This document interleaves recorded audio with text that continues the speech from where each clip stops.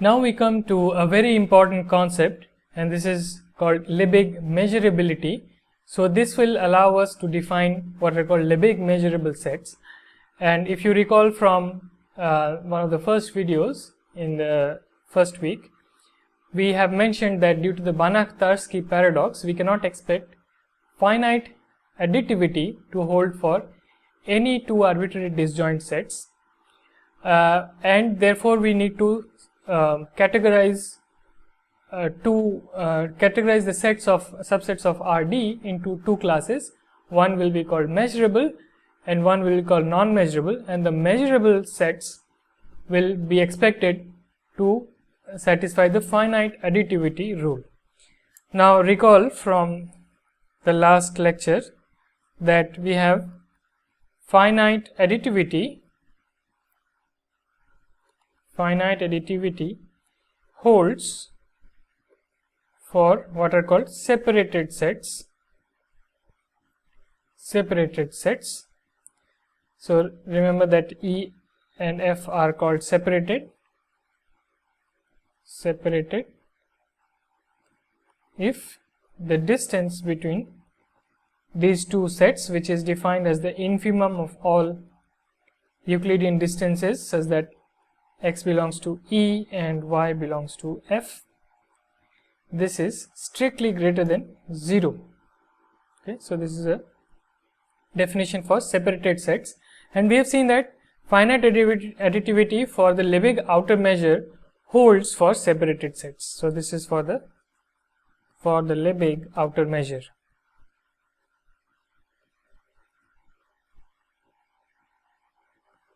So now the goal is to extend the class of sets in Rd for which finite additivity continues to hold.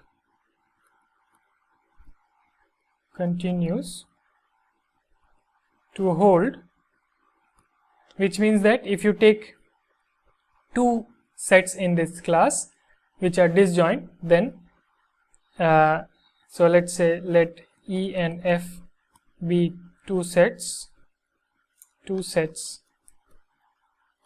from this extended class, which we still have to define, which are disjoint, then the Lebesgue outer measure of E union F should be equal to the Lebesgue outer measure of E plus the Lebesgue outer measure of F, and we will see that for what we call Lebesgue measurable sets this will be true.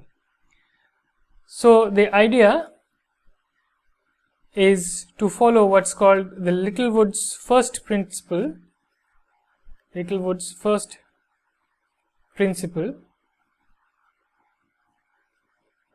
So there are in total 3 principles of Littlewood in analysis that we will encounter.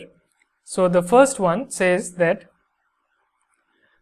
measurable sets, so these are the sets in this class which will follow finite additivity, are almost open.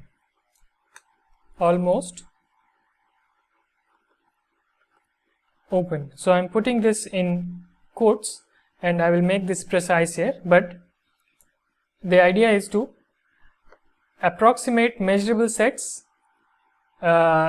with open sets. So this class of measurable sets are called almost open. So this is Littlewood's first principle. So now we can define, following Littlewood's first principle, what are the Lebesgue measurable sets in Rd. So a subset E of Rd is called Lebesgue measurable if given epsilon greater than 0, there exists an open set, because we want to approximate a measurable set by open sets, which is why this is almost open. So there exists an open set U which contains E such that the Lebesgue outer measure of the set complement of U minus E is less than or equal to epsilon. So here notice that I am not writing this is not equal to m star U minus m star E in general, and not only that, we would like to avoid such expressions. We want to avoid such expressions because even in the extended real numbers, plus infinity minus plus infinity is not defined. So this is for the extended real numbers.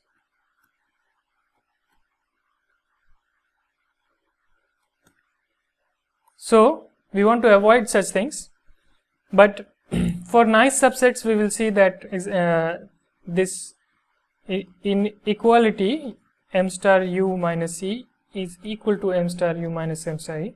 This will hold, but we have to be careful in how we define this. So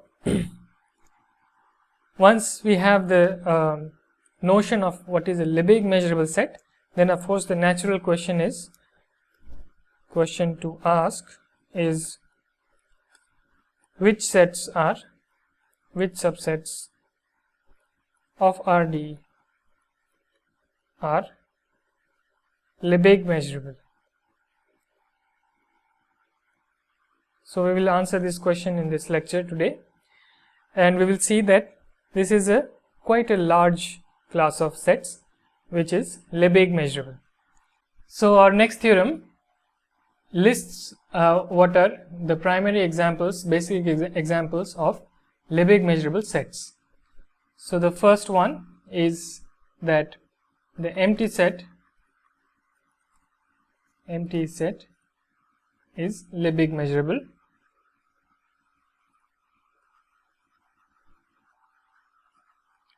The second is that if E is a subset of RD and the outer measure is 0, then E is Lebesgue measurable.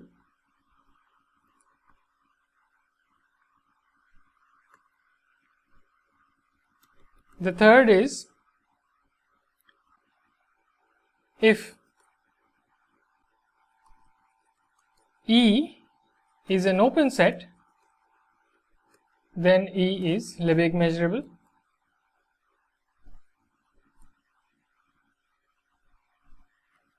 Fourth is that if E is closed,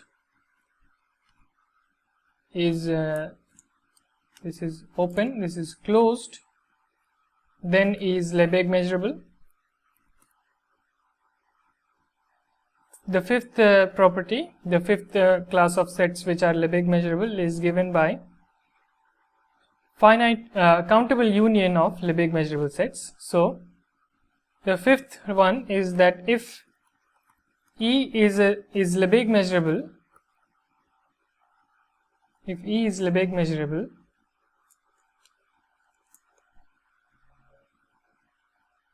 then E complement is Lebesgue measurable.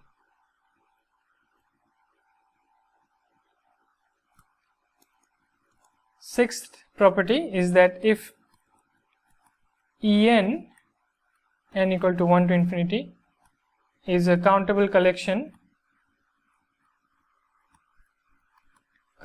of Lebesgue measurable sets, which means that En is Lebesgue measurable for each n, Lebesgue measurable for each n greater than or equal to 1, then the union n equal to 1 to infinity En is Lebesgue measurable.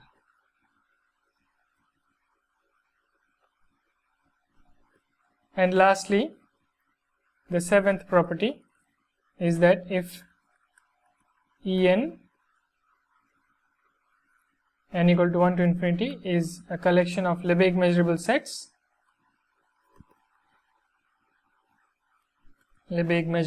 sets, then the intersection n equal to 1 to infinity En is again Lebesgue measurable.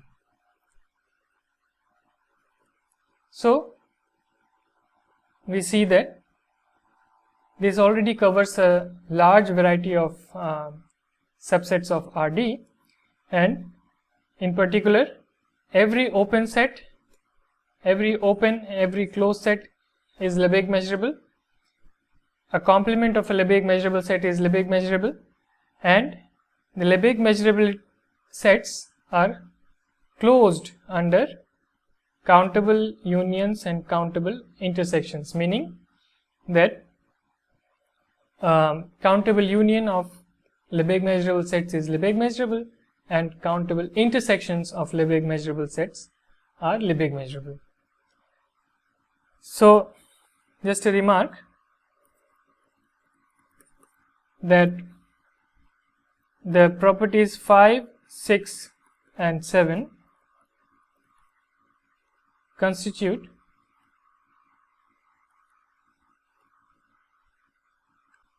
let me remark that the first property, the fifth property and the sixth property, these three properties are together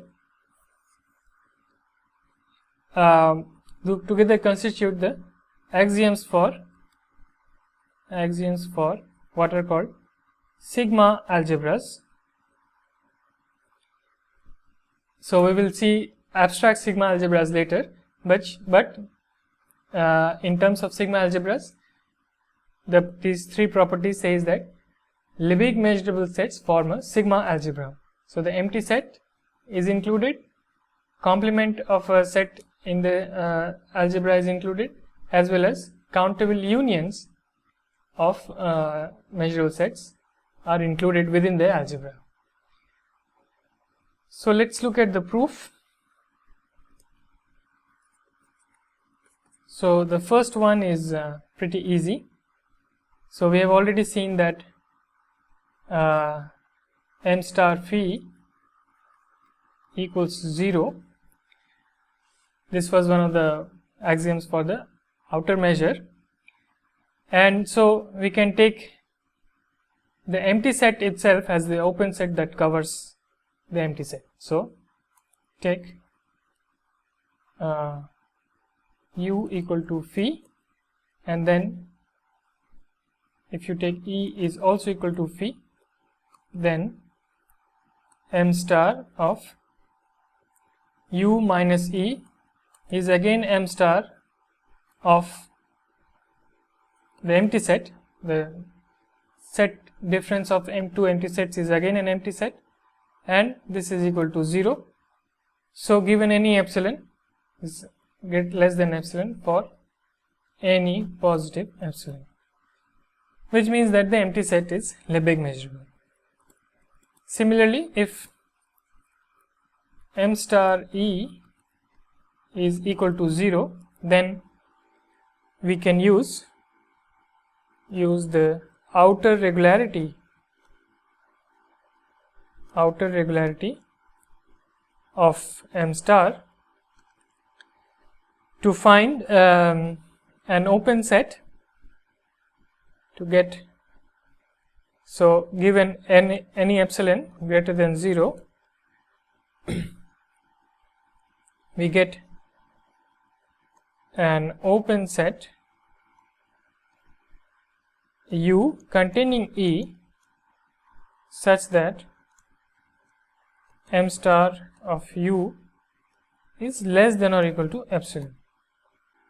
So by monotonicity, m star u minus e is less than or equal to m star u, and this is less than or equal to epsilon. This implies that E is Lebesgue measurable.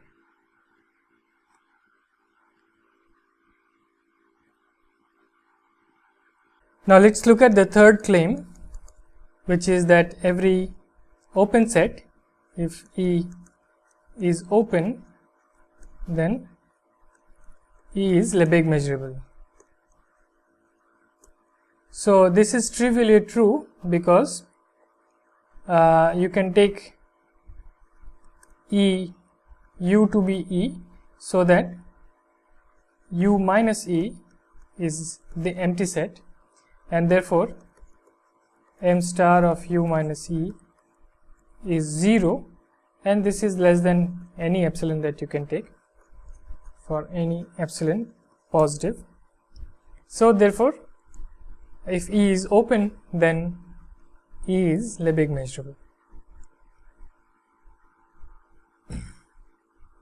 Similarly, rather than taking the fourth one, rather than taking the claim for the closed subsets, let's look at the sixth one first, and then we will do the fourth and fifth. So for the sixth one, so let En be a collection of measurable Lebesgue measurable subsets of Rd. Then given epsilon greater than 0, for each n greater than or equal to 1, choose an open set Un containing En such that m star of Un minus En is less than or equal to epsilon over 2 to the power n. Again there is a 2 to the power n, epsilon over 2 to the power n trick here. So for each n greater than or equal to 1, using the fact that En's are Lebesgue measurable. So this is because since each En is Lebesgue measurable, so we can choose such an open set such that the set difference has outer measure at most epsilon by 2 to the power n. So now take the union of all these open sets Un n equal to 1 to infinity. This is an open set, so union of open sets, so it's an open set, and if you take the outer measure of U minus the union n equal to 1 to infinity, then this is union n equal to 1 to infinity Un minus union n equal to, let me write m equal to 1 to infinity Em. So this is again can be written as n equal to 1 to infinity Un intersection with the complement m equal to 1 to infinity Em complement. So let's see what this is. So we have m star union n equal to 1 to infinity Un intersection with the complement of the unions of Ems complement. So this is nothing but n equal to 1 to infinity Un intersection with the intersection of m from 1 to infinity Em complement, and so this can be written as m star union n equal to 1 to infinity un intersection with the intersection of all these complements em complement. Now note that this intersection m equal to 1 to infinity em complement is a subset of en complement for any n greater than or equal to 1. So this implies that the measure of the union un intersection m equal to 1 to infinity em complement, this is bounded above by the outer measure of un intersection en complement, and this is nothing but un minus en. So this is less than or equal to the sum n equal to 1 to infinity m star of un minus en, and each of them is less than or equal to epsilon by 2 to the power n from our choices, and this is equal to epsilon. So we have shown that we have found an open set U, which is the union of all these uns, such that U minus the union of all these ens has measure at most epsilon. So the union is n equal to 1 to infinity en is Lebesgue measurable.